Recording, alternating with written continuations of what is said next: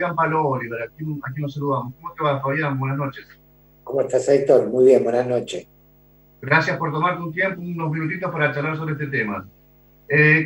Por favor. ¿Qué conclusión te quedó, Palo, bueno, un tema que está abierto, que obviamente es una conclusión parcial la que te habrá quedado, pero cuando presentaron el informe hace algunos días, ¿qué conclusión te quedó? ¿Cómo está la empresa? ¿Qué le pasó a Vicentín, a ese gigante que de repente se cae a pedazos, parece? Bueno, a ver, en primer lugar, decir, señalar, a partir de tu introducción, que la comisión empieza a tomar preponderancia o visibilidad a partir del decreto de necesidad de urgencia del presidente de la Nación, ¿no? Pero antes de que se establezca o se disponga ese decreto, la comisión ya venía trabajando 40 días antes. Inclusive cuando nosotros hicimos el primer informe, hicimos con un corte al día viernes y el presidente recién el día lunes, posterior al corte que habíamos hecho nosotros para poder hacer el informe. Digo el corte porque va a haber otro informe a partir de, obviamente, del material que podamos seguir recopilando. Pero te decía que con posterioridad al informe, el presidente sanciona ese decreto de necesidad y urgencia, y ahí es donde la situación de la empresa Vicentín por ahí toma un poquito más de visibilidad a nivel nacional, sin ninguna duda que ese fue el hecho, ¿no? Pero en la provincia de Santa Fe ya había sido noticias. En primer lugar porque Vicentín en diciembre del año pasado empieza a manifestar su imposibilidad de hacer frente al pago con los acreedores. Estamos hablando de una deuda de 1.350 millones de dólares, un poco más de 2.600 acreedores, de los cuales 2.000 son productores que han sido estafados por la firma Vicentín, que hace meses están esperando poder cobrar.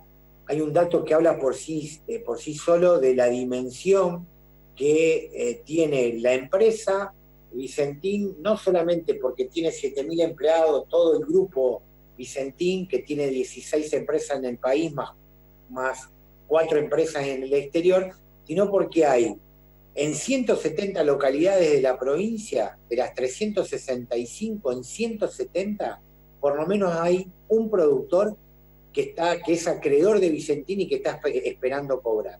Entonces, ante tu pregunta concreta, creo que hay un dato que es central.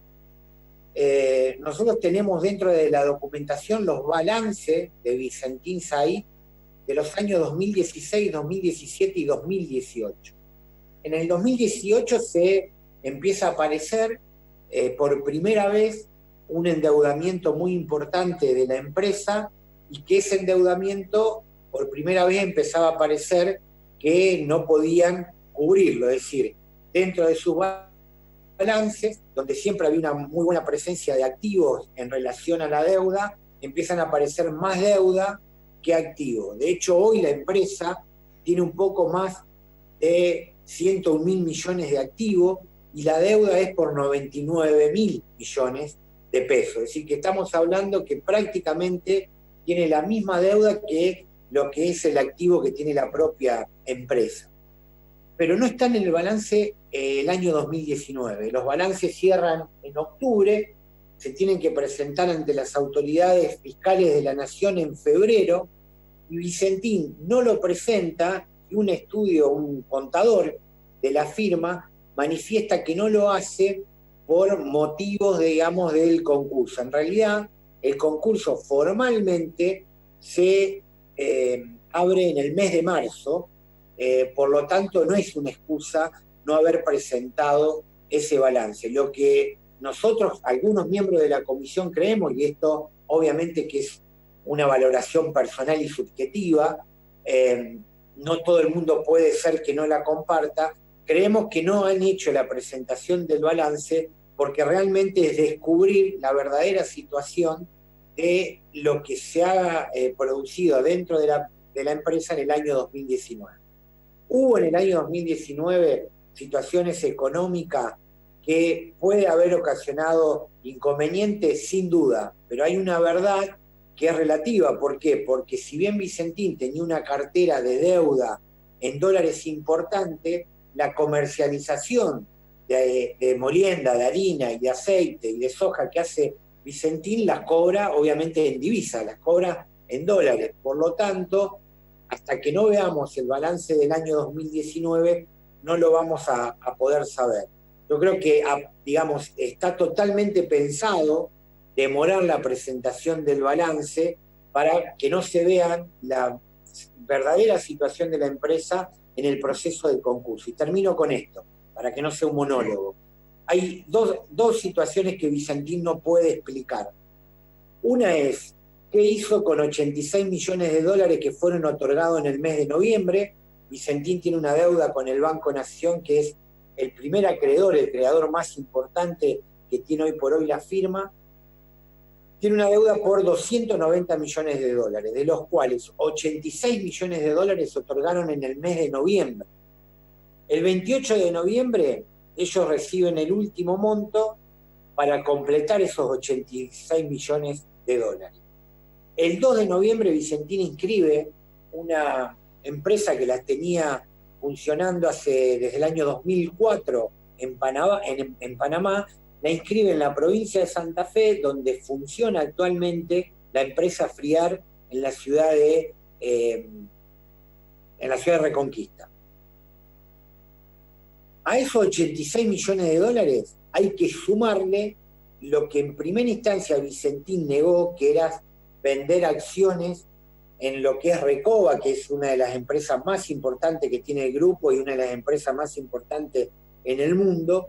Ellos niegan esa venta, pero por información que tiene la comisión, se puede llegar a estar demostrando que en realidad hizo una venta por 122 millones de dólares, que tampoco se sabe qué se hizo con ese dinero. Es decir, entre noviembre y los primeros días de diciembre, Vicentín tuvo ingresos por 200 millones de dólares y el 4 de diciembre plantea la cesación de pago. Esta es la gran pregunta que todos nos hacemos: ¿por qué Vicentín llega a esta situación teniendo tantos recursos o tanto dinero, tanto fluidez que le ingresó?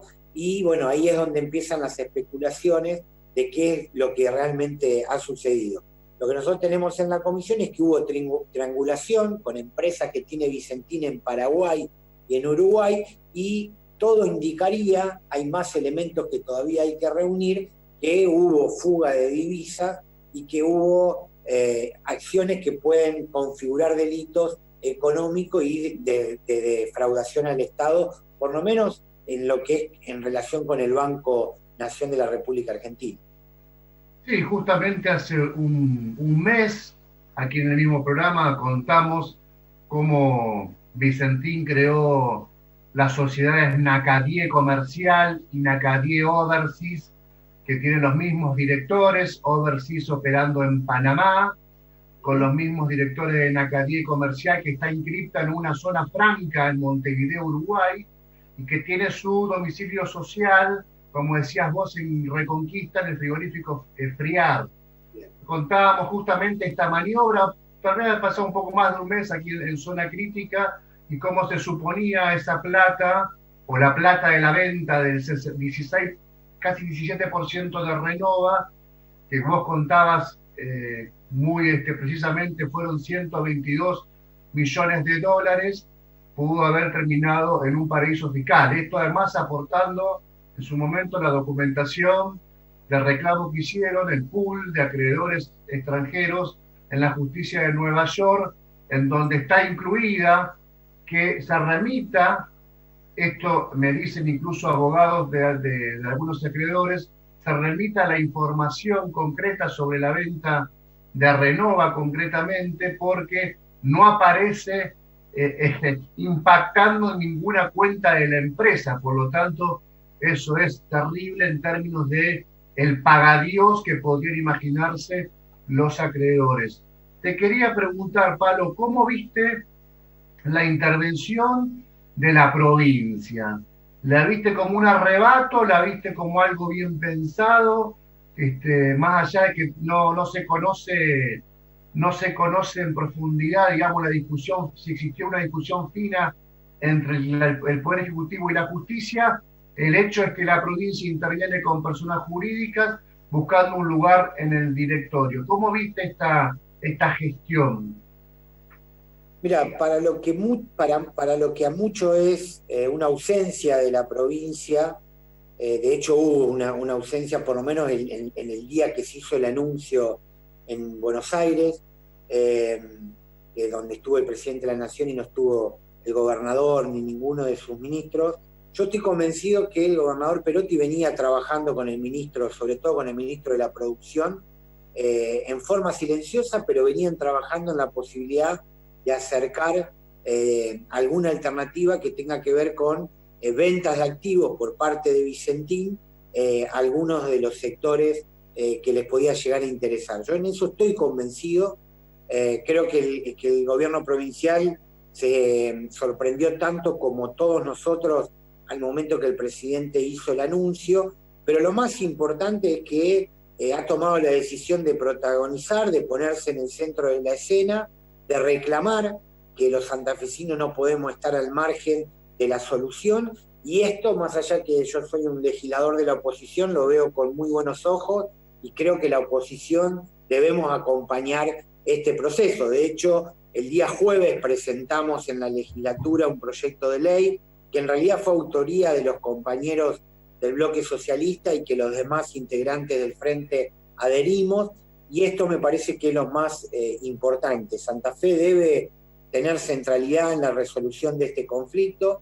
Yo desde ya que nunca voy a renegar de la intervención del Estado, me da mucha pena que hombres que hacen política permanentemente atenten contra la política y lo hagan desde la antipolítica.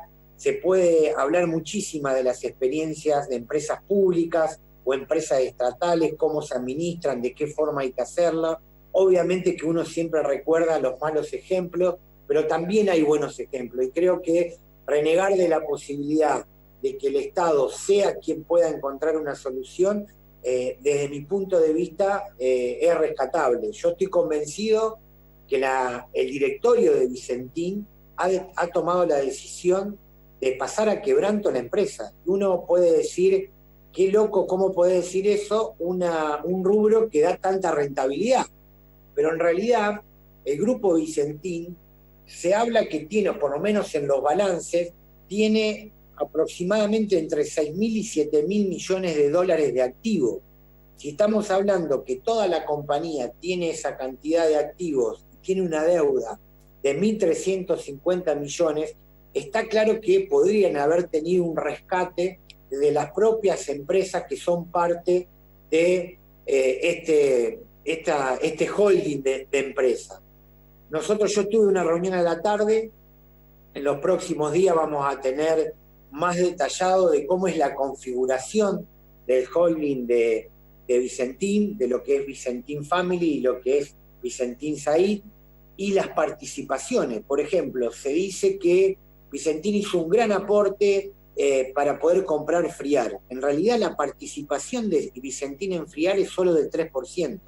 Es más, Friar le debe a Vicentín 1.000 millones de pesos. O sea, que está claro de que en algún momento hubo movimientos entre las mismas empresas. Vos tenés las empresas y después tenés distintas sociedades. Entonces, a mi modo de ver, y por lo menos con nuestros asesores, creemos que hubo una intención de que la empresa vaya a quebranto, porque si no, no se explica cómo no pudieron rescatarla, porque cualquiera te va a decir que lo que yo estoy diciendo es una locura, pero si ese quebranto tiene una razón de ser que tiene que ver con la posibilidad de distraer o que no se detecte la posibilidad de fugas de divisa, tiene una explicación por sí mismo. Así que yo digo, la justicia tendrá que determinar la posibilidad de que haya delitos económicos, que haya responsabilidades políticas en lo que son los funcionarios del Banco Nación. Lo triste es que si esta empresa no hubiese pasado a concurso preventivo, quizás nosotros hoy no estaríamos discutiendo esto y sería otra de las empresas de la República Argentina que utilizan distintos mecanismos para poder vaciar empresas o para poder fugar divisas. Yo personalmente, y esto obviamente me hago cargo con la responsabilidad que eso significa, creo que hubo situaciones de la macroeconomía, sobre todo lo que tuvo que ver con las distintas devaluaciones que se dieron en el año 2018 y 2019, pero para lo que es el Grupo Vicentín y con las operaciones que realizaba, no es suficiente para que una empresa de esta envergadura está atravesando los problemas que está atravesando hoy. Creo que la explicación está en otro lado, y ese lado quizás es la posibilidad cierta de que se hayan fugado divisas y que se haya intentado que nuevamente el Estado intervenga para licuar la deuda que tenían y de esa forma poder trasladarle esa deuda que tiene la empresa a todos los argentinos, porque también es cierto que si las elecciones nacionales hubiesen tenido otra suerte el año pasado, Vicentín seguramente hubiese seguido recibiendo dinero del Banco Nación de la República Argentina, porque lo más importante, y esto es lo que tiene que entender la gente, que se puede manifestar, que es absolutamente legítimo, que es cierto que se puede discutir la oportunidad y si corresponde o no la intervención. Lo que no podemos y debemos dejar de naturalizar es que los grupos de empresarios que cometen fraude, porque acá hay 2.600 acreedores que han sido defraudados por una empresa, no pueden naturalizarse. Entonces, a mí me enoja mucho cuando dirigentes políticos dicen si hubo algún delito que lo determine la justicia. Obviamente que la penalización lo debe determinar la justicia, pero lo que está claro es que desde la dirigencia política, por lo menos aquello que tenemos información, no podemos dejar de decir las cosas como son. Y Vicentín, en principio, ya está demostrado que ha defraudado a 2.600 acreedores y a entidades financieras. Gracias, Palo. Muster, te mandamos un saludo grande y ya seguramente seguiremos hablando de Vicentín, de otros asuntos que son tan relevantes para nuestra provincia. Gracias.